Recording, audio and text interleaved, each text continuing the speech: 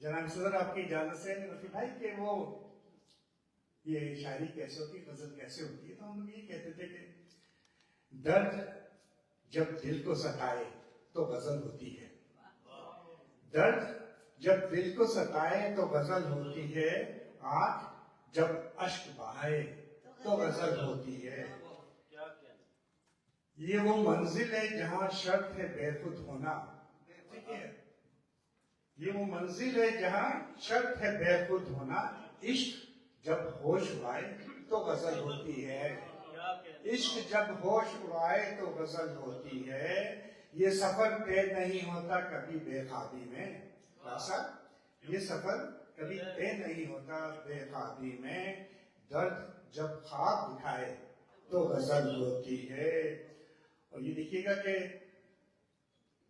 کیا کہا تھا میں نے کہ ہاں کہ خواب گاہوں میں نظر آئے بس تیرا چہرہ، خواب گاہوں میں نظر آئے بس تیرا چہرہ، چاند جب سامنے آئے تو غزل ہوتی ہے، چاند جب سامنے آئے تو غزل ہوتی ہے۔ چند شعر دیکھیے گا کہ چھوٹی بہن ہے اور کوئی مشکل بھی نہیں ہے، سمجھ میں آنی چاہیے کہ ہر کسی کو ایک ٹھکانہ چاہیے۔ نادر بہت دنوں بعد آپ سے ملاقات ہوئی ہے، ہر کسی کو ایک ٹھکانہ چاہیے، دھوپ کو بھی شامیانہ چاہیے، ہر کسی کو ایک ٹھکانہ چاہیے، دھوپ کو بھی شامیانہ چاہیے، اتنا آسان بھی نہیں دیدار یار، اتنا آسان بھی نہیں دیدار یار، عشق دل میں والہانہ چاہیے، عشق دل میں والہانہ، اتنا آسان بھی نہیں دیدار یار، عشق دل میں والہانہ چاہیے، اپنی جانب ڈال لے پہلے نظر، اپنی جانب ڈال لے پہلے نظر، تب کسی کو آزمانا چاہیے، تب کسی کو آزمانا چاہیے۔ شعر ملاحظہ ہو کہ دشمنی